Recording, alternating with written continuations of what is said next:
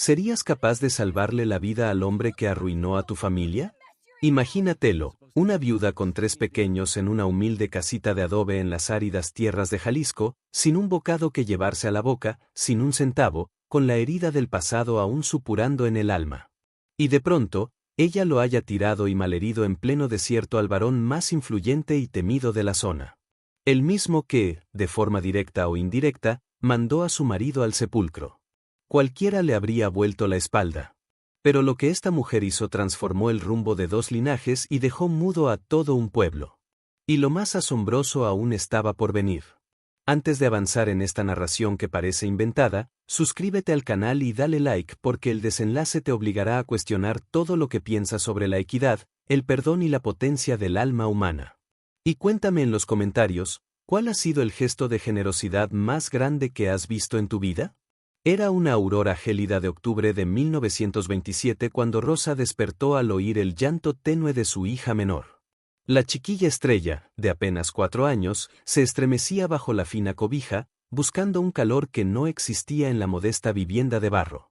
El aire del desierto se filtraba con un lamento agudo por las rendijas de las paredes, recordándole constantemente su debilidad.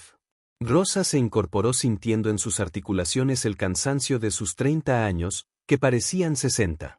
Hacía 3 años exactos que su esposo Manuel había fallecido. Un percance en los campos de la Esmeralda, le informaron. Desde entonces, cada nuevo día era una lucha callada contra el vacío y la penuria, un esfuerzo por mantener vivos a sus 3 hijos, Carla de 10, Pedro de 7 y la pequeña Estrella.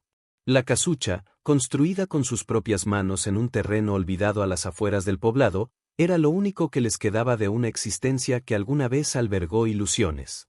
Manuel había sido el mejor cortador de agave de la región, un hombre robusto y honorable, cuyo único deseo era adquirir un trocito de suelo para sembrar su propio maguey. Pero esa aspiración se deshizo en cenizas junto con él, aplastado, según la versión oficial, por un montón de piñas de agave debido a su propia imprudencia. Rosa caminó sin calzado sobre el piso de tierra compacta hasta el rincón que hacía las veces de cocina. Lo que quedaba era desalentador, un puñado de masa de maíz y un pedacito de dulce de piloncillo. Con la exactitud que solo la escasez imparte, repartió la menguada ración en 3 partes mínimas, una para cada hijo. Ella, como en tantas ocasiones, aguantaría el hueco en el vientre. El hambre era un sufrimiento familiar, un aliado mudo en su viudez. Carla, su hija mayor, ya estaba despierta. Sus ojos negros, idénticos a los de su padre, la observaban con una gravedad impropia de su edad. Ayudaba a su madre en silencio, sabiendo que los tiempos de carcajadas y platos llenos se habían ido con Manuel. Pedro se despertó poco después, restregándose los ojos y repitiendo la pregunta que se había convertido en un rito matutino, una súplica llena de anhelo y aprensión. «Mamá, ¿hoy hallarás empleo en la finca?» Rosa esbozó una sonrisa que no alcanzó sus ojos, un gesto fatigado que buscaba disimular la dura verdad.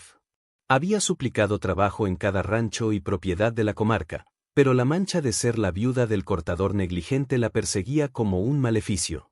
Decían que atraía la mala fortuna, que la desgracia la seguía. Eran rumores crueles, falsedades que se propagaban como epidemia. Pero, ¿quién le daría crédito a una viuda pobre y sin influencia? Lo peor era llevar la verdad en silencio, una llama ardiente en su pecho. Manuel no pereció por descuido, sino porque Luis, el capataz de don Esteban Ruiz, lo forzó a usar herramientas viejas y gastadas para reducir gastos. Cuando Manuel protestó, lo amenazó con echarlo. Con 3 bocas que alimentar, no tuvo alternativa. Comprendió su suerte en ese instante. No le quedaba más que continuar. Rosa alejó los recuerdos amargos de su mente. No ganaba nada hurgando en el lodo del ayer. Debía enfocarse en el ahora, en sus hijos que dependían totalmente de ella para subsistir. Se puso su único rebozo que no estaba totalmente desgarrado y se recogió el cabello oscuro en una trenza firme, un acto de resolución. Hoy lo intentaría otra vez en un sitio diferente. Había oído a unas mujeres en el mercado susurrar que en la finca El Horizonte, perteneciente a la familia Torres, necesitaban lavanderas para la época de recolección. Era una esperanza endeble, un hilo frágil al que sujetarse, pero era lo único disponible. Carla, mi pequeña, vigila bien a tus hermanos. Iré hasta la finca de los Torres. Si la Virgen de Guadalupe me oye, regresaré con empleo y algo para la cena. La niña asintió con una madurez que le rompía el corazón a Rosa, una seriedad que no le correspondía a sus 10 años. Ya había aprendido a la fuerza que la infancia era un privilegio que su familia no podía permitirse. Rosa besó la frente de cada uno de sus hijos, un rito cargado de cariño y temor, y salió de la casucha para encarar el frío del amanecer con la determinación callada de una leona que defiende a su cría de un mundo cruel. El trayecto hasta la finca El Horizonte era extenso y penoso, casi 3 leguas a través de un paisaje que reflejaba la aridez de su propia existencia. Caminaba por el camino de tierra, sintiendo las rocas y el polvo bajo sus pies desnudos, ya endurecidos y agrietados por innumerables caminatas parecidas.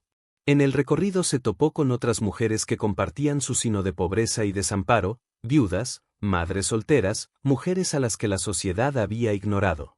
Se saludaban con un leve gesto de cabeza, un reconocimiento silencioso, compartiendo en muda el peso de sus cargas invisibles. El sol empezó a ascender implacable, proyectando sombras alargadas sobre la tierra seca. Cada paso era un sacrificio, pero la visión de los rostros famélicos de sus hijos la impulsaba a avanzar, a no claudicar, aunque el abatimiento amenazara con consumirla por dentro. El polvo se adhería a su piel sudorosa y la sed comenzaba a arañarle la garganta, pero ella persistía con la mirada fija en el horizonte, donde las tierras de los Torres prometían una lejana posibilidad de rescate para su familia.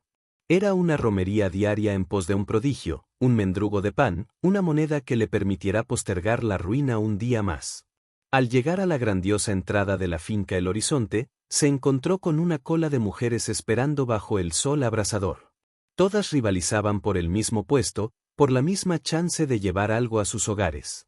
Rosa se unió a la fila, aguardando con una paciencia templada en el padecimiento, observando los rostros exhaustos y anhelantes a su alrededor. Cuando al fin le tocó, el capataz, un hombre fornido con bigote grueso y mirada desdeñosa, la escrutó de arriba abajo como si fuera una bestia. ¿No es usted la viuda de Manuel, el cortador, que se mató por imprudente en las tierras de don Esteban Ruiz? Rosa sintió que la ira le bullía en las venas, pero agachó la cabeza, conteniendo la cólera y la humillación. Necesitaba ese empleo con urgencia. Sí, señor, soy yo, pero soy muy laboriosa y honesta. Sé lavar, planchar, cocinar, lo que haga falta. El hombre soltó una risa cruel que retumbó en el patio. Aquí no queremos gente con mala estrella. Váyase antes de que su presencia nos arruine la cosecha. Cada palabra fue un latigazo. Sin más, Rosa se volvió con los ojos llenos de lágrimas que se negó a verter. No les daría esa satisfacción, no allí, no ante ellos, que se deleitaban en su dominio y su maldad. En el regreso, con el espíritu encogido y los pies arrastrando el polvo de la derrota, se detuvo ante la tiendita de abarrotes de don Gregorio, un anciano de bigote blanco, que a veces, tocado por su plaid, le fiaba algunos granos. Pero incluso su generosidad parecía haberse secado bajo el sol inclemente de la miseria. Doña Rosa, con el mayor dolor de mi alma, pero ya no puedo seguir fiándole, le dijo el hombre sin osar mirarla a los ojos. Usted ya me debe 4 meses y los proveedores no me dan respiro. Yo también tengo bocas que sostener y los tiempos son duros para todos. Ella asintió en silencio, entendiendo su razonamiento. No podía reprochárselo. La pobreza era una cadena que los ataba a todos. Salió de la tienda con las manos vacías y el corazón convertido en una roca pesada en su pecho. ¿Cómo les diría a sus hijos que esa noche tampoco habría comida? ¿Cómo soportaría ver la desilusión en sus cáritas, una desilusión que ya se tornaba en aceptación? La desesperanza era un pozo que se abría a sus pies, amenazando con engullirla entera. Un vacío oscuro donde las energías para seguir batallando empezaban a evaporarse. Fue en ese momento de total abatimiento cuando un recuerdo de su abuela, una chispa de sabiduría ancestral, iluminó su mente. El cañón seco, un barranco olvidado a varias leguas del pueblo, un sitio del que la gente decente se apartaba. Se contaba que era riesgoso, que las víboras de cascabel nidificaban entre las piedras y que, peor, servía de refugio para malhechores y delincuentes que asaltaban las caravanas en el camino real. Pero su abuela también le había dicho que en las laderas de ese cañón crecían los nopales más jugosos y las tunas más sabrosas de toda la zona, un obsequio de la tierra para quienes nada tenían. El temor le recorrió la espina, un escalofrío gélido pese al calor asfixiante. Ir allí era una demencia, un peligro que ninguna mujer sensata asumiría. Sin embargo, el rostro hambriento de Estrella, el vientre vacío de Pedro y la mirada ansiosa de Carla eran un motor mucho más fuerte que el miedo. La desesperación, se percató, era una extraña forma de coraje. Le daba la potencia para hacer lo inconcebible, para adentrarse en el riesgo con los ojos abiertos. Sin meditarlo 2 veces, Rosa dejó el camino principal y se internó por un sendero apenas marcado, una vereda borrosa que se perdía entre los espinos y los mezquites. El sol estaba en su cenit, castigando la tierra con una crueldad feroz. A cada paso, las púas de los arbustos se enganchaban en su falda y le rasgaban la piel. Pero ella no paró. Sabía que ingresaba en un territorio vedado, un lugar donde la única norma era la del más poderoso. Pero la imagen de sus hijos compartiendo un nopal cocido, por humilde que fuera, era un faro que la guiaba en la penumbra de su temor. Se movía con el sigilo de una criatura del desierto, atenta a cada ruido, a cada sombra, con el corazón latiéndole acelerado en el pecho. No sabía qué hallaría al final del trayecto, si salvación o condena, pero había decidido. No regresaría a su casucha con las manos vacías, no esa noche, no mientras le quedara un soplo de vida para pelear por sus pequeños. Después de lo que pareció una eternidad caminando bajo el sol quemante, con la garganta seca y los músculos doloridos, al fin llegó al cañón seco. El sitio era tan inhóspito como lo pintaban las leyendas, un laberinto de peñascos y vegetación punzante. Sin embargo, fiel a la promesa de su abuela, encontró un grupo de nopales con pencas jóvenes y tiernas. Con el cuidado de quien maneja un tesoro, usó una piedra filosa para cortar varias pencas, esquivando las espinas con una destreza nacida de la necesidad. Un poco más allá, un cactus de tunas ofrecía sus frutos de un rojo vivo, como gemas sangrantes en medio de la sequedad. Consiguió recolectar un puñado, un deleite dulce que sería una rareza para sus hijos. No era un festín, ni de lejos, pero era más de lo que habían tenido en días. Era la diferencia entre dormir con el estómago protestando y tener un poco de alivio. Con su valiosa carga envuelta en un retazo de tela que llevaba, inició el retorno, sintiendo por primera vez en mucho tiempo una chispa pequeña y delicada de optimismo en su corazón.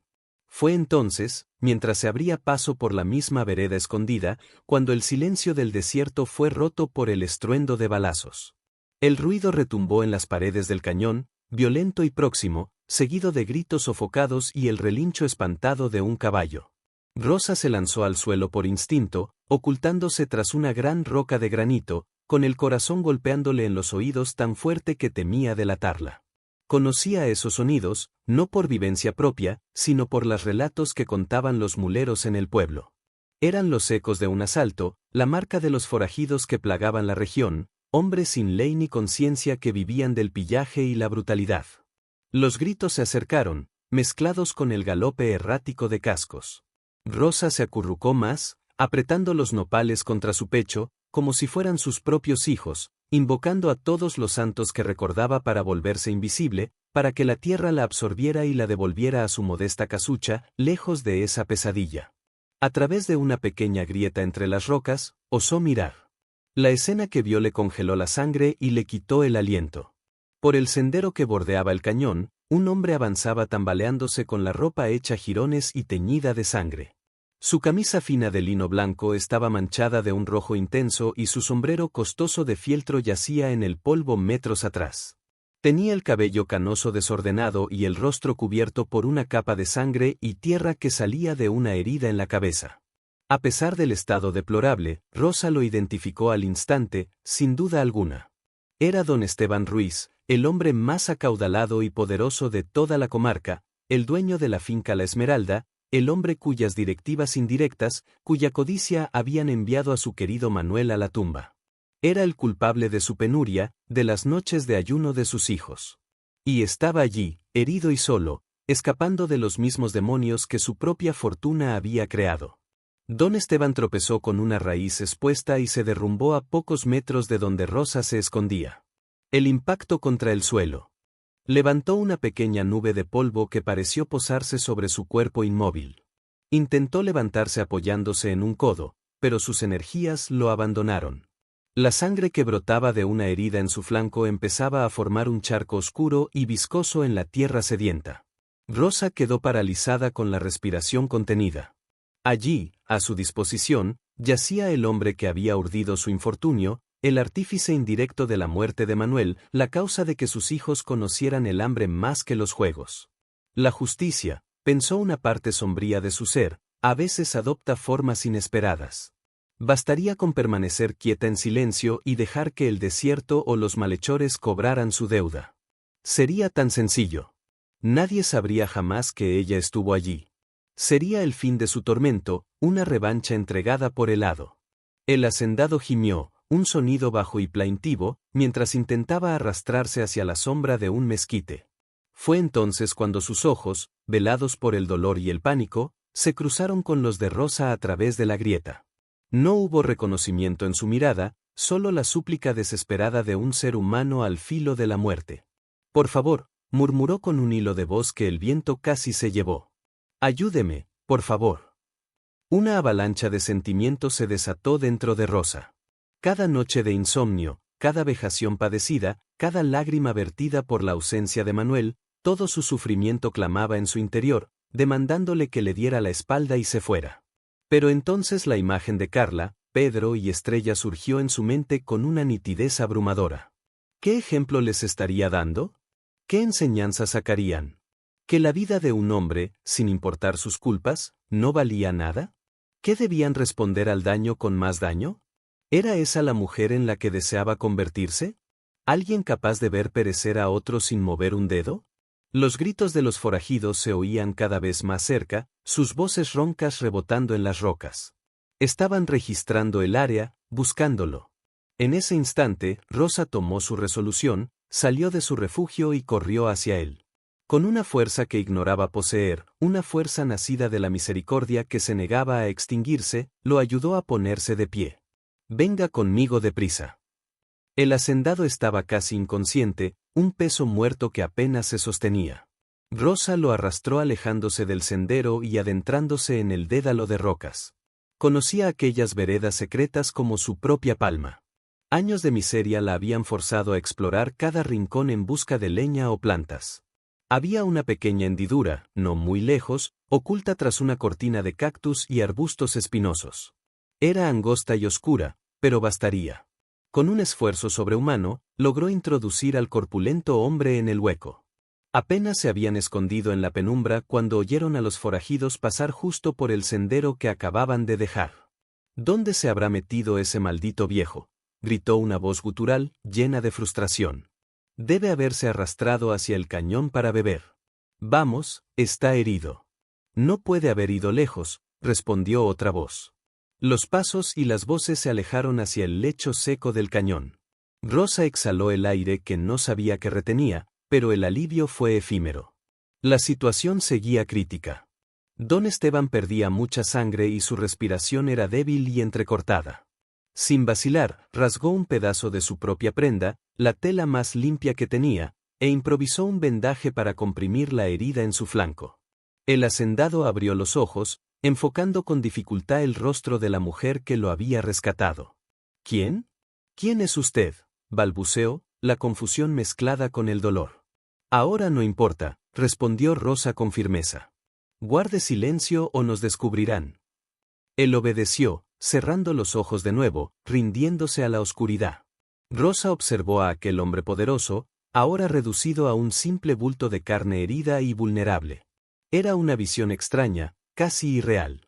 Verlo despojado de su halo de autoridad, de esa soberbia que solía mostrar al pasear por el pueblo en su carruaje tirado por caballos de raza. En la penumbra de la hendidura no era don Esteban Ruiz, el hacendado temido y admirado. Era solo un hombre luchando por cada inhalación, un ser humano al borde del precipicio. Esperaron en silencio durante horas, un silencio espeso y opresivo, interrumpido solo por los quejidos sofocados del hombre y el sonido del viento que soplaba afuera. El sol comenzó a bajar, pintando el cielo de tonos naranjas y violetas, una belleza indiferente a la tragedia que se desarrollaba en las entrañas de la tierra. A medida que la luz del día se desvanecía, la condición de don Esteban empeoraba notoriamente. Una fiebre traidora empezó a dominar su cuerpo, haciéndolo temblar sin control. Comenzó a delirar, murmurando palabras incoherentes sobre caballos, tierras y dinero. Un eco de la vida que se le escapaba entre los dedos. Rosa sabía que debía decidir. No podía abandonarlo allí a merced de la noche, del frío del desierto y de las fieras que saldrían a cazar. Moriría antes del alba, era una certeza, pero tampoco podía llevarlo al pueblo ni a su finca. Los forajidos podrían tener vigilantes en los caminos, esperando una chance para acabar su labor. Solo le quedaba una opción tan paradójica que casi le sacó una sonrisa amarga. Su casucha, el lugar más pobre y miserable en leguas a la redonda, un refugio de adobe y paja en las afueras de las vastas tierras que en parte le pertenecían a él. Era un plan loco, casi suicida, pero era el único viable. La idea de que el hombre más rico de la comarca se ocultara en la pobreza absoluta era una ironía que solo el destino podía tejer. Esperar a que la noche cubriera todo fue una agonía. Don Esteban alternaba entre breves instantes de claridad en los que la miraba con una mezcla de gratitud y profunda perplejidad y largos periodos de delirio febril. Cuando finalmente la oscuridad fue completa, envolviendo el paisaje en un manto de ébano, Rosa inició la tarea titánica de trasladarlo. Apoyado en su hombro delgado, él apenas lograba dar unos pasos antes de que sus piernas flaquearan. El camino que ella solía recorrer en menos de una hora se convirtió en una odisea de casi 3. Cada piedra, cada arbusto espinoso era un obstáculo enorme. El peso de su cuerpo era abrumador y en varias ocasiones estuvieron a punto de caer. Pero Rosa apretaba los dientes y seguía, impulsada por una obstinación que ignoraba tener. Al acercarse a la colina donde se hallaba su casucha, vio una pequeña y titilante luz de vela filtrándose por la grieta de la puerta. Sus hijos estaban despiertos esperándola. Un nudo de angustia se le formó en la garganta. ¿Cómo les explicaría esto? ¿Cómo les pediría que auxiliaran al hombre cuya sombra había ensombrecido sus vidas? Golpeó suavemente la puerta de madera improvisada. Carla, soy yo. Abran la puerta, mis niños. La puerta se abrió con un chirrido lamentable y el rostro de Carla apareció en el umbral. Sus ojos se abrieron como platos al ver la escena. Su madre, exhausta y cubierta de polvo, sosteniendo a un hombre robusto y ensangrentado que parecía al borde de la muerte. La niña ahogó un grito, retrocediendo un paso con miedo y confusión en la cara. Pedro y la pequeña Estrella se asomaron detrás de ella, sus siluetas recortadas por la luz parpadeante de la vela. «Mamá, ¿qué ocurrió? ¿Quién es ese hombre?», preguntó Carla con voz temblorosa. Rosa la miró con una intensidad que no admitía réplica. «Ahora no hay tiempo para preguntas, mi niña. Ayúdenme a entrarlo. Pedro, rápido, trae agua del pozo. Carla, busca los trapos más limpios que tengamos. Estrella, mi amor, ve a ese rincón y quédate muy quietecita». Los niños, pese al shock, obedecieron sin dudar. Habían aprendido en su corta y dura vida que cuando su madre usaba ese tono, la situación era de vida o muerte. Su obediencia era un reflejo del profundo respeto y la confianza total que tenían en ella, la única ancla en su mundo incierto. Con un esfuerzo conjunto, lograron acostar al hacendado en el único petate que poseían, su lecho familiar. Él perdió el conocimiento de nuevo, su cuerpo pesado y flácido sobre las fibras tejidas. A la escasa luz de la vela, Rosa pudo examinar mejor sus heridas. Además del corte en el flanco y la lesión en la cabeza, su cuerpo estaba cubierto de contusiones y rasguños. Los forajidos no habían mostrado piedad. Carla, demostrando una vez más su increíble madurez, ayudó a su madre a limpiar la sangre con los trapos húmedos.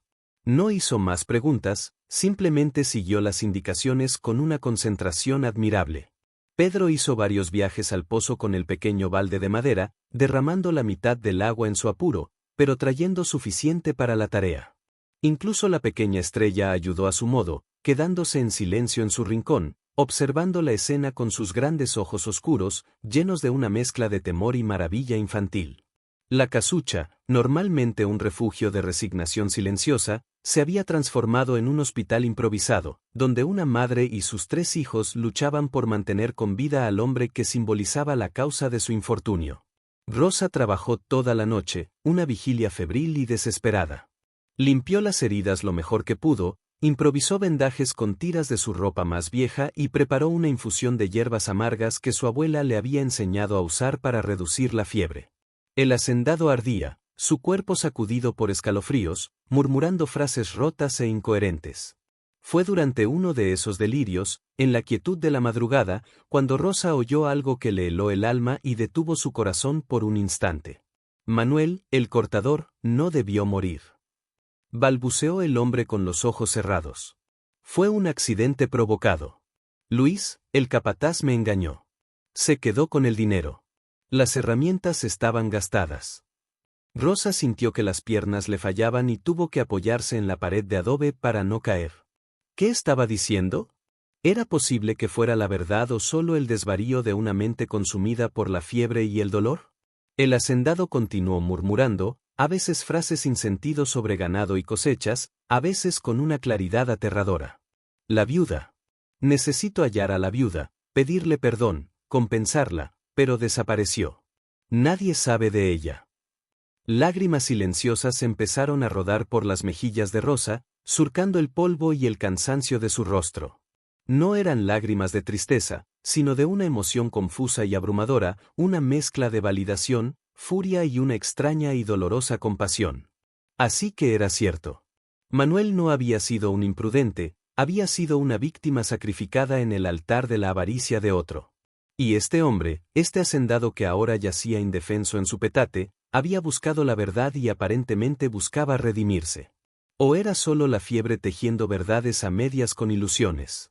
Carla se acercó a su madre y la abrazó por la cintura, un gesto de consuelo que trascendía las palabras.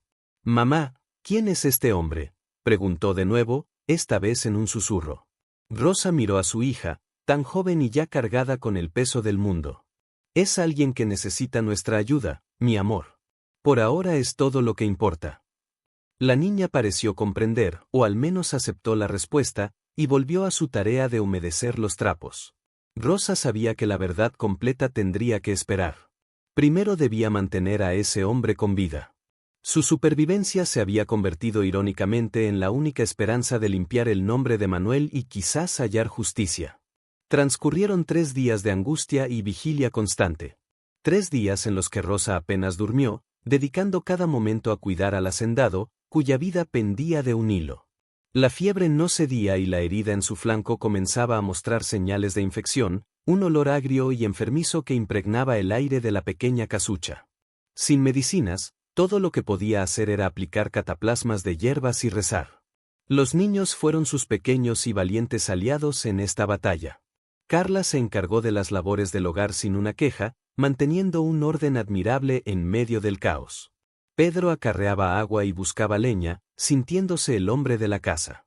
Incluso la pequeña Estrella ayudaba como podía, ahuyentando las moscas que zumbaban alrededor del hombre febril con una hoja de palma.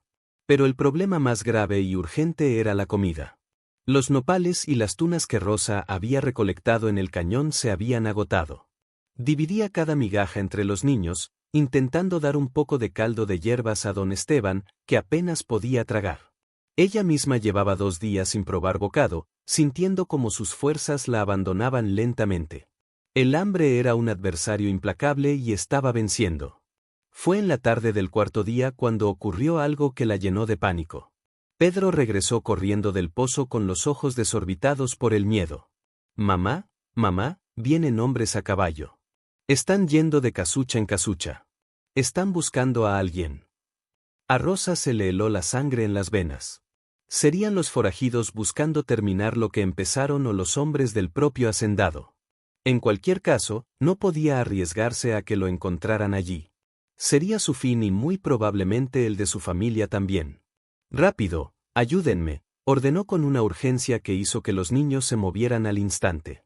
Con la ayuda de Carla y Pedro, movió el pesado petate con el cuerpo inconsciente de don Esteban al rincón más oscuro de la casucha.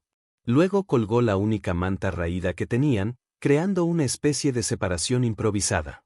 Amontonó algo de paja y leña seca delante para que pareciera un simple depósito de combustible. Era un escondite precario, casi ridículo, pero era lo único que se le ocurrió en su desesperación. Apenas habían terminado cuando oyeron los golpes secos y autoritarios en su puerta. Rosa respiró hondo, tratando de calmar el temblor de sus manos y de componer una máscara de cansancio y sumisión. Abrió la puerta lentamente. Afuera, 3 hombres armados la miraban desde sus caballos. Uno de ellos, el que parecía el líder, desmontó con un aire de arrogancia. Rosa lo reconoció de inmediato, a pesar de los años y del bigote más espeso. Era Luis, el capataz de don Esteban, el mismo hombre cuyo nombre había oído en los delirios del hacendado. El corazón le dio un vuelco doloroso, pero su rostro permaneció impasible. «Buenas tardes, señora», dijo el hombre con una voz que era una mezcla de desprecio y autoridad. «Andamos buscando al patrón, don Esteban Ruiz. Fue atacado por unos bandidos hace 4 días y no aparece por ningún lado». Rosa mantuvo la mirada baja, fija en el polvo de sus pies descalzos. Años de sufrimiento le habían enseñado a ocultar sus emociones, a convertirse en una pared de indiferencia. «No he visto a nadie, señor. Vivo aquí sola con mis hijos. Casi nunca salimos de este pedazo de tierra». El capataz la miró con desconfianza, sus pequeños ojos recorriendo el interior miserable de la casucha por encima de su hombro. «¿Está segura? Vimos huellas de los bandidos por esta zona. Si sabe algo y no lo dice, la consideraremos cómplice de ellos. Y ya sabe cómo se castiga eso». La amenaza flotó en el aire, pesada y letal. Rosa sintió un escalofrío, pero no vaciló. «Le juro por el alma de mi esposo que no he visto nada, señor. Si supiera algo del patrón, sería la primera en avisar. Todos aquí sabemos de la importancia de don Esteban». Su voz sonó sumisa, creíble. El hombre pareció ponderar sus palabras. Después de todo, ¿quién en su sano juicio imaginaría que el hombre más rico de la comarca estaría escondido en aquel nido de miseria? Finalmente pareció satisfecho. «Si llega a ver o escuchar cualquier cosa, mande a uno de sus críos a la finca de inmediato. Hay una buena recompensa para quien nos dé una pista certera». Montó su caballo, le dirigió una última mirada de advertencia y se marchó con sus hombres, dejando tras de sí una nube de polvo y un silencio cargado de tensión. Rosa cerró la puerta apoyando la espalda contra la madera y se deslizó hasta el suelo sintiendo que las fuerzas la abandonaban. El alivio era tan abrumador que casi le provocó náuseas. Había estado a un paso de la catástrofe. Carla la miraba con una pregunta muda en sus ojos oscuros. Una pregunta que finalmente se atrevió a formular en un susurro. «Mamá, ¿por qué no les dijiste la verdad?». Rosa se arrodilló frente a su hija, tomando su pequeño rostro entre sus manos. «Mi niña, a veces la verdad es mucho más complicada de lo que parece. El destino trajo a ese hombre hasta nosotros por una razón. No podemos entregarlo así. Indefenso, no sería lo correcto». La niña frunció el ceño, su lógica infantil luchando contra la moral de su madre. «Pero mamá, dijeron que hay una recompensa. Podríamos comprar comida, mucha comida». La tentación era real, una serpiente que se enroscaba en el estómago vacío de Rosa. Lo sabía mejor que nadie. Pero algo en su interior, quizás las lecciones de su abuela, quizás su propia conciencia, se lo impedía. «Carla, mi amor, hay cosas que el dinero no puede comprar. Nuestra dignidad, nuestra conciencia limpia es lo único que nos queda y eso no podemos venderlo nunca». Esa misma noche, las palabras de Rosa a su hija parecieron ser puestas a prueba por un destino cruel. La condición de don Esteban empeoró drásticamente. La fiebre se disparó a un nivel alarmante y su cuerpo, antes solo tembloroso, comenzó a ser sacudido por violentas convulsiones. Rosa sintió que el pánico helado se apoderaba de ella. Si moría allí en su casucha, ¿cómo lo explicaría? Luis, el capataz, ya sospechaba de ella. La acusarían de haberlo rematado para robarle o de ser cómplice de los bandidos. Su acto de compasión se convertiría en su sentencia de muerte y en la orfandad definitiva de sus hijos. La desesperación la golpeó con la fuerza de un huracán, dejándola sin aire y sin opciones.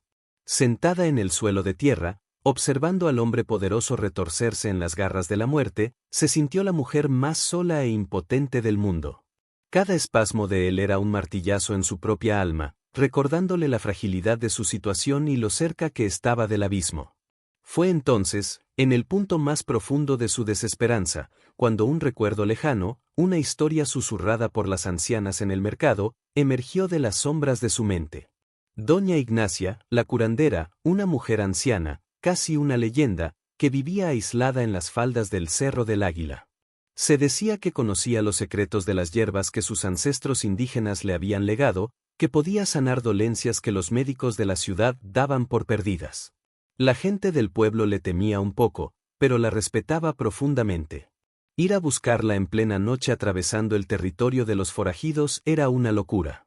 Pero la alternativa era quedarse allí y ver morir al hombre, sellando su propio destino trágico. No había elección. Carla, cuídalo. Mantén los trapos húmedos en su frente. No dejes que se ahogue, dijo con una voz firme que ocultaba su terror. Voy a buscar ayuda. No le abras la puerta a nadie. Antes de que la niña pudiera protestar, Rosa salió corriendo hacia la noche oscura, una sombra fugaz movida por la más pura desesperación. La carrera por el desierto nocturno fue una pesadilla. Cada sombra parecía un bandido al acecho. Cada silbido del viento una advertencia. La luna era apenas una astilla de plata en el cielo, ofreciendo una luz insuficiente para guiar sus pies descalzos sobre el terreno rocoso y espinoso. Se cayó varias veces, arañándose las manos y las rodillas, pero se levantaba y seguía corriendo con la imagen del hombre convulsionando grabada en su mente. Conocía vagamente el camino hacia la casucha de la curandera, un sendero que los muleros evitaban. Finalmente, sin aliento y con el corazón a punto de estallar, vio una pequeña luz parpadeante en la ladera del cerro. Era la casucha de Doña Ignacia.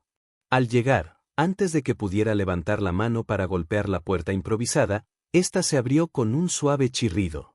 Una mujer diminuta y arrugada como una pasa, con el cabello completamente blanco y unos ojos negros que parecían contener la sabiduría de siglos, la miraba desde el umbral. Te estaba esperando, muchacha. El viento me trajo el olor de la fiebre y la terquedad de una madre. Rosa no cuestionó cómo la anciana sabía de su llegada. En las tierras áridas de Jalisco había misterios que era mejor no indagar. La sabiduría de gente como Doña Ignacia iba más allá de la lógica de los hombres.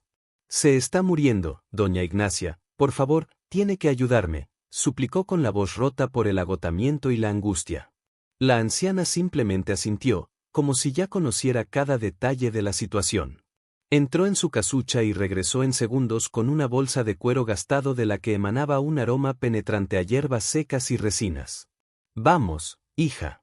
El tiempo es un hilo delgado y está a punto de romperse. Caminaron de regreso juntas en silencio. El miedo de Rosa no había desaparecido, pero la presencia serena y segura de la curandera a su lado era un bálsamo, una pequeña ancla en medio de la tormenta. Ignacia se movía por la oscuridad con una familiaridad asombrosa, como si la noche fuera su elemento natural, sus pies ancianos encontrando el camino sin vacilar. Era como caminar junto a un espíritu del desierto, una fuerza antigua que conocía todos los secretos de la tierra y de los corazones de los hombres. Al llegar a la casucha, Ignacia entró directamente hacia el rincón donde yacía don Esteban, sin prestar atención a la miseria que los rodeaba. Los niños, que se habían acurrucado juntos, la miraban con una mezcla de temor y reverencia. La curandera lo examinó con cuidado, sus dedos nudosos palpando su frente, su pulso, la herida infectada. Murmuraba palabras en una lengua antigua, quizás tarasca, que Rosa no comprendía. El espíritu de este hombre está en una batalla, dijo finalmente con su voz suave y rasposa. Hay una culpa muy pesada envenenando su sangre, una deuda con un muerto, pero todavía hay esperanza. Su alma no quiere irse todavía. Rosa se estremeció, las palabras de la anciana confirmando lo que había oído en los delirios del hacendado. No había sido solo la fiebre, había una verdad profunda y dolorosa luchando por salir a la luz. Doña Ignacia comenzó su ritual. Molió hierbas en un pequeño molcajete, creando una pasta oscura y olorosa que llenó la casucha con un aroma medicinal y terroso. Aplicó cataplasma sobre la herida del flanco y en la frente del hombre. Luego preparó una infusión de un color casi negro, tan amarga que el olor hacía arrugar la nariz. Con una paciencia infinita forzó el líquido oscuro entre los labios apretados de don Esteban gota a gota. Ahora el resto depende de los antiguos dioses y de su propio deseo de vivir, dijo limpiándose las manos en su delantal. Pero creo que se salvará. Hay un nudo sin desatar entre ustedes dos. El destino no los juntó para que él muriera en tu petate. Rosa la miró confundida y asustada. ¿Qué quiere decir? La anciana le puso una mano arrugada en el hombro. Tú lo sabes, hija. A veces la mano que nos hiere es la única que puede curarnos. Y a veces al curar a quien nos hizo daño, nos curamos a nosotras mismas. Doña Ignacia partió antes de que el primer rayo de sol se asomara por el horizonte, dejando tras de sí un puñado de hierbas secas e instrucciones precisas. Se negó a aceptar cualquier tipo de pago. Tu recompensa ya está escrita, hija. No por lo que has hecho, sino por la mujer que has demostrado ser. Fueron sus últimas palabras antes de disolverse en las sombras de la madrugada. El día amaneció con una calma casi milagrosa y con la fiebre del hacendado finalmente había cedido. Abrió los ojos y esta vez su mirada era clara, lúcida, anclada de nuevo en el mundo de los vivos. Enfocó con dificultad el rostro cansado de Rosa, que estaba moliendo las hierbas que la curandera le había dejado. Usted, dijo con una voz ronca, pero firme. Usted me salvó la vida. ¿Por qué lo hizo? Rosa detuvo su labor y lo miró fijamente, un largo y silencioso escrutinio. Porque era lo correcto, respondió simplemente, su voz desprovista de emoción, porque nadie merece morir solo y abandonado como un animal en el desierto. La respuesta no pareció satisfacerlo. Había una necesidad urgente en sus ojos, una necesidad de comprender el acto de bondad que desafiaba toda lógica. Pero, ¿quién es usted? ¿Por qué arriesgaría su propia vida y la de sus hijos por un completo desconocido? Rosa dudó por un instante. Revelar la verdad podría ser peligroso, pero su instinto y las palabras que él había murmurado en sus delirios sobre Manuel la impulsaron a dar el salto al vacío. Él estaba demasiado débil para ser una amenaza y ella necesitaba con cada fibra de su ser saber la verdad completa. Era una deuda que se tenía a sí misma y a la memoria de su esposo. Se acercó un poco más al petate, su sombra cubriendo parcialmente el rostro del hombre, que había sido el fantasma de su miseria durante 3 largos años. La verdad, se dio cuenta, era la única llave que podía liberarlos a ambos de la prisión del pasado en la que estaban atrapados. Mi nombre es Rosa Herrera, dijo con una calma que no sentía. El hacendado frunció el ceño. El nombre le sonaba vagamente familiar, pero no lograba ubicarlo en el vasto archivo de rostros y nombres que era su memoria. Herrera.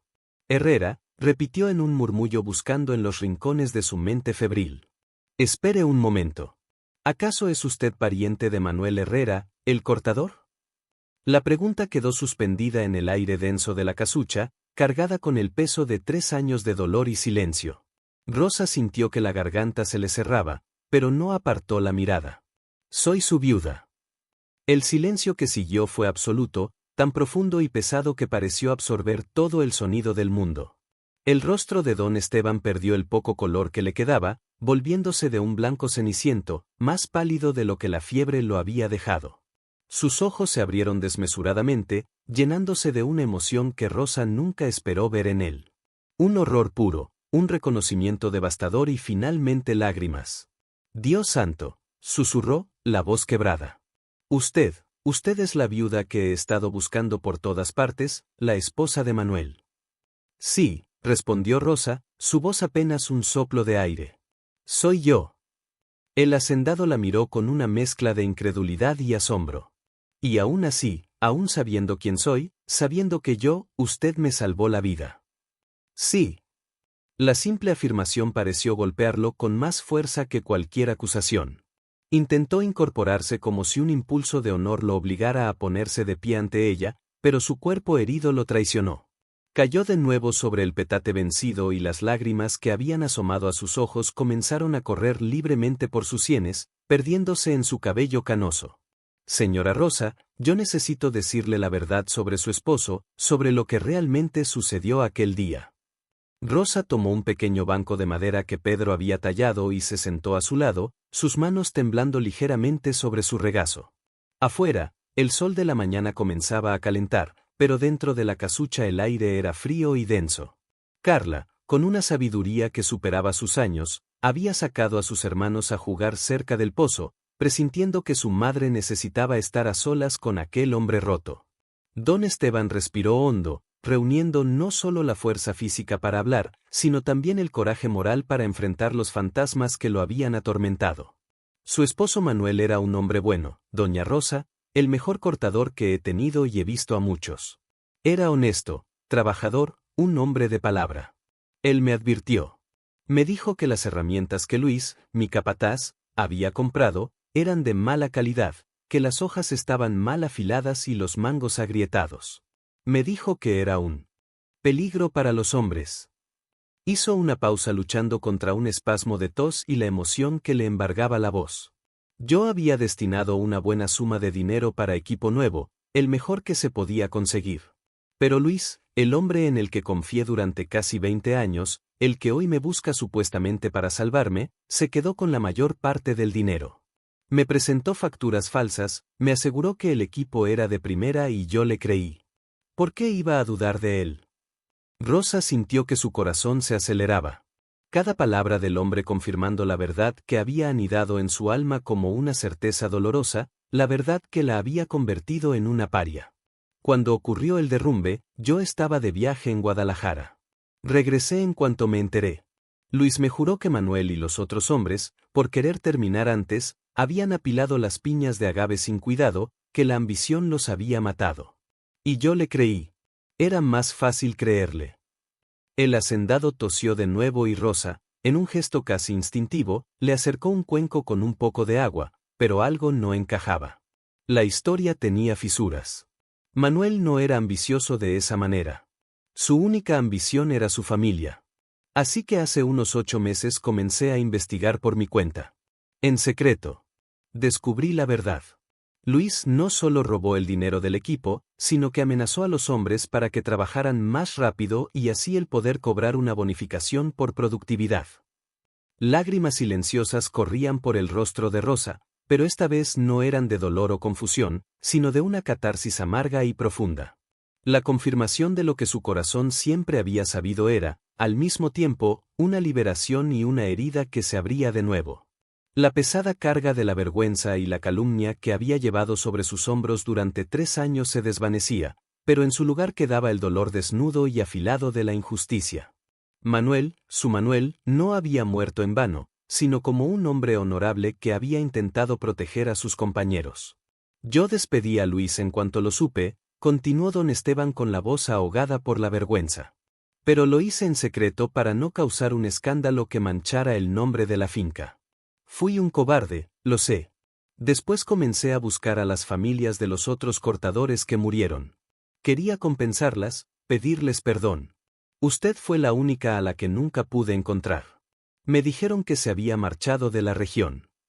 Rosa negó con la cabeza. Nos echaron de la pequeña casa que nos daba la finca al día siguiente del entierro. Vine a esta casucha porque era el único lugar que nadie quería. Tierra baldía, le decían. El hacendado cerró los ojos, una expresión de profundo dolor cruzando su rostro. La imagen era devastadora en su simplicidad, mientras él vivía en su casona de 20 habitaciones, rodeado de lujos que no podía ni contar, la viuda y los hijos del hombre cuya muerte pesaba sobre su conciencia estaban sobreviviendo en una casucha sobre tierra baldía, pasando hambre por su culpa, por su negligencia. Usted no lo sabía, dijo Rosa, más como un intento de consolarse a sí misma que a él. Pero debía haberlo sabido, replicó él con una ferocidad inesperada. Era mi responsabilidad. Esos hombres trabajaban para mí. Sus vidas, sus familias estaban bajo mi protección y yo les fallé a todos. Fallé por confiar ciegamente, por preocuparme más por las ganancias que por la gente. Fallé a su esposo y le fallé a usted y a sus hijos. El hacendado comenzó a toser violentamente, el esfuerzo de la confesión agotando sus pocas fuerzas. Rosa, movida por un instinto que iba más allá del rencor, lo ayudó a acomodarse, asegurándose de que las heridas no se hubieran reabierto. Doña Rosa, dijo él, sujetando su mano con una fuerza sorprendente. Si salgo de aquí con vida, le juro por el alma de mi difunta esposa, que fue una santa, que voy a reparar todo el daño que he causado. Usted y sus hijos no volverán a pasar una sola necesidad por el resto de sus vidas. Ella intentó retirar la mano, incómoda. No quiero su caridad, don Esteban. No es caridad, insistió él apretando su mano con más fuerza. Es justicia. Es lo mínimo que un hombre puede hacer para empezar a limpiar su alma. Su esposo debió haber sido mi socio, no mi empleado. Tenía la inteligencia y la visión. Si no hubiera sido por mi ceguera y mi comodidad, él estaría vivo y ustedes serían una familia próspera. Acepté las mentiras de Luis porque eran convenientes, porque la producción no se detenía y el dinero seguía entrando. En ese preciso momento, los niños regresaron rompiendo la densa atmósfera. Estrella corrió hacia su madre y se abrazó a sus piernas, mirando al hombre en el petate con curiosidad infantil. El hacendado observó a los 3 niños con una nueva perspectiva. Ya no eran solo niños pobres, eran los huérfanos que su negligencia había creado. Son unos niños hermosos, doña Rosa, dijo con voz suave. Carla tiene su entereza, Pedro la mirada decidida de su padre y la pequeña tiene la sonrisa de Manuel. En los días que siguieron a la confesión, el ambiente dentro de la pequeña casucha cambió. La ira que Rosa había cargado como una armadura por 3 largos años comenzó a disolverse, no completamente, pero dando lugar a una compleja trama de emociones que apenas conseguía descifrar, compasión, resentimiento y una extraña e innegable conexión con el hombre quebrado en su petate. El hacendado, por su parte, observaba con ojos recién abiertos la rutina silenciosa de aquella familia forjada en la adversidad. Veía cómo Rosa dividía la escasa comida en porciones exactas, garantizando que los niños comieran primero, quedándose ella misma con el estómago vacío. Veía a Carla, tan joven, cuidando de sus hermanos con la autoridad y el cariño de una pequeña madre. Veía a Pedro, intentando ser el hombre de la casa con sus escasos 7 años, reparando lo que podía con pedazos de alambre y madera. Y veía a la pequeña Estrella, que debería ser un torbellino de risas y juegos, ya marcada por una seriedad que no le pertenecía. Cada una de esas observaciones era una puñalada en su conciencia, un recordatorio vívido y constante de la deuda impagable que había contraído. Una tarde, mientras Rosa había salido a por agua, una tarea que se volvía cada vez más riesgosa, Carla se acercó al petate del hacendado, sus grandes ojos oscuros fijos en él. ¿El señor va a denunciarnos por esconderlo?, preguntó con franqueza desarmante. El hacendado la miró sorprendido por la pregunta. ¿Denunciarlos? Niña, ustedes salvaron mi vida y mintieron a mis hombres y hicieron bien. Carla, tu madre es una mujer extraordinaria. Después de todo lo que hice, podría haberme dejado morir en aquel barranco, pero no lo hizo. Eso muestra el tipo de fibra de que está hecha y la tuya también por ayudarla. La niña se sonrojó levemente, un raro atisbo de su infancia robada. Mamá dice que siempre debemos hacer lo correcto, incluso cuando es lo más difícil del mundo. El hacendado sintió un nudo en la garganta. Tu madre tiene toda la razón. Yo olvidé eso por mucho tiempo, pero ella me lo enseñó de nuevo. Pedro, animado por su hermana, también se acercó, aún con aire desconfiado. ¿El señor es realmente el hombre más rico de toda la provincia? Eso dicen, respondió el hacendado. Entonces, ¿por qué los bandidos lo atacaron? Porque el dinero atrae la codicia, muchacho. Y la codicia casi siempre trae violencia. Pero ¿sabes una cosa? En estos días aquí viendo a ustedes, aprendí que perdí cosas mucho más valiosas que todo el oro que me robaron. Rosa regresó en ese momento, curvada bajo el peso del balde de agua. El hacendado intentó levantarse para ayudarla, un reflejo de su antigua autoridad, pero su cuerpo aún débil lo traicionó. Por favor, no se esfuerce. El señor aún necesita recuperarse, dijo. Doña Rosa, ¿cuánto tiempo llevo aquí? Hoy se cumple una semana, don Esteban. Una semana, murmuró alarmado. Mis hombres deben pensar que morí. Mis primos, que son como buitres, deben estar moviéndose para tomar mis tierras. Necesito enviar un mensaje.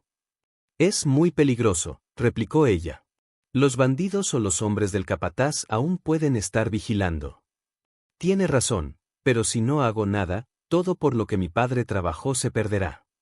El dilema pendía en el aire, pesado y sin solución. Fue Carla quien, con su lógica infantil y su coraje recién descubierto, ofreció una salida. «Mamá, ¿y si voy yo? Nadie sospecharía de una niña. ¿Puedo llevar un recado? No, es demasiado peligroso, Carla. No voy a arriesgarte, dijo Rosa de inmediato, el terror apoderándose de su voz. Pero el hacendado, después de un momento de reflexión, vio la brillantez en la propuesta arriesgada. Espere, Rosa, la niña tiene razón. Nadie sospecharía de una niña. Pensarían que va al mercado o a jugar. Podría escribir una breve nota con mi sello. Solo tendría que entregarla al padre José en la iglesia del pueblo. Es mi confesor y un hombre de absoluta confianza.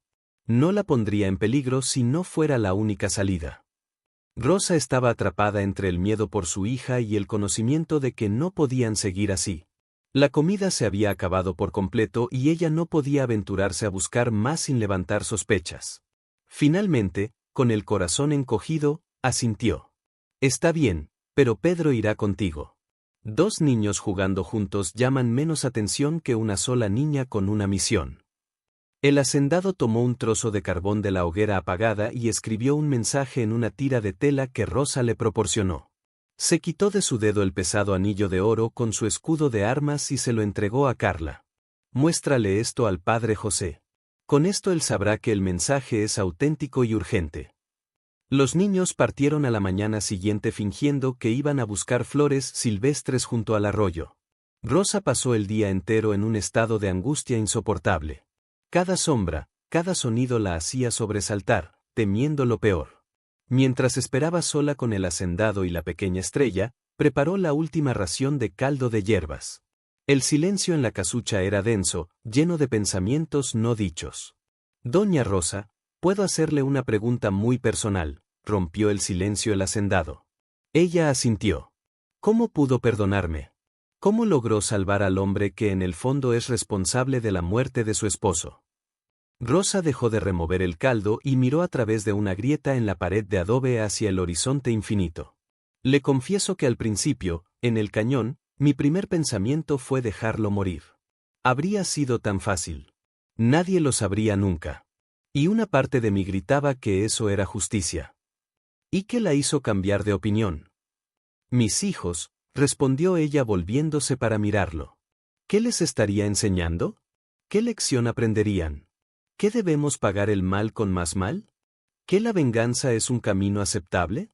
No, don Esteban, ya hay demasiado odio y dolor en este mundo. No quiero que mis hijos crezcan con ese veneno en sus corazones. El hacendado guardó silencio, profundamente conmovido por sus palabras. Manuel era un hombre afortunado por tenerla a usted. No, yo era la afortunada.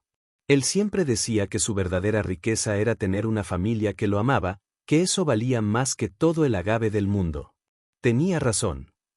Al atardecer, cuando la esperanza de Rosa comenzaba a flaquear, los niños regresaron, pero no venían solos. Detrás de ellos, dos hombres a caballo se acercaban a paso lento. El corazón de Rosa se detuvo hasta que reconoció la sotana raída del padre José. El padre José, un hombre anciano cuya sotana había visto mejores días, desmontó y se acercó a la casucha mientras su acompañante vigilaba. Doña Rosa Herrera, dijo con voz suave. Sí, padre, ¿puedo pasar? Traigo noticias urgentes del hacendado. Rosa abrió la puerta por completo. Al ver a don Esteban vivo, aunque demacrado, el padre cayó de rodillas. Gracias a Dios, está vivo, patrón. Lo estoy, José. Gracias a esta bendita mujer y a sus hijos, respondió el hacendado. El padre miró a su alrededor, absorbiendo la pobreza extrema del lugar y la increíble ironía de la situación. Debemos sacarlo de aquí de inmediato, don Esteban. Sus primos ya están en la capital moviendo influencias para declararlo muerto y tomar posesión de sus bienes. Todavía no puedo aparecer públicamente. Los bandidos podrían tener oídos en el pueblo. Razonó el hacendado. Entonces, ¿qué haremos? Él pensó un momento. José, quiero que prepares documentos, muchos documentos. Quiero transferir la mitad de mis tierras, la parte que colinda con el cañón, a nombre de Rosa Herrera y sus hijos. Don Esteban, exclamó Rosa horrorizada. No puedo aceptar eso. Puedes y lo harás. Es justicia, no caridad. Manuel debió ser mi socio. Su familia tendrá lo que él habría ganado. Si mis primos quieren guerra, la tendrán. Pero esta familia estará protegida. Una semana después, el hacendado regresó, no en secreto, sino al frente de una comitiva con trabajadores y carretas llenas de provisiones para asombro de todo el pueblo. Se arrodilló en el polvo frente a Rosa y con una voz que todos escucharon, confesó públicamente su negligencia y la verdad sobre la muerte de Manuel. Le entregó las escrituras de un rancho próspero y estableció un fondo para la educación de los niños. La mujer de la casucha que salvó al hacendado no solo le dio la vida, sino que le enseñó a recuperarla. Y así, en las tierras áridas donde floreció el perdón, dos familias rotas encontraron la manera de volver a empezar, demostrando que la verdadera nobleza no nace de la riqueza, sino de las elecciones que hacemos cuando nos enfrentamos a la oscuridad de nuestro propio corazón. Y así termina nuestra historia, un relato sobre el poder del perdón para sanar las heridas más profundas y la fuerza de una madre para cambiar el destino. Pero ahora quiero saber de ti. ¿Qué habrías hecho en el lugar de Rosa? ¿Habrías salvado al hombre que creías responsable de tu tragedia? ¿Crees en las segundas oportunidades y en la justicia que a veces tarda pero llega? Comparte tus pensamientos y tus propias historias de perdón en los comentarios. Conectemos como una comunidad que cree en la bondad, incluso en los tiempos más oscuros. Si esta historia tocó tu corazón y te hizo reflexionar, te invito a suscribirte al canal y activar las notificaciones. Cada semana traemos narrativas como esta, extraídas del alma de nuestra gente, que te recordarán el increíble poder del espíritu humano. Gracias por acompañarnos en este viaje y recuerda siempre, a veces el mayor acto de valentía es elegir perdonar.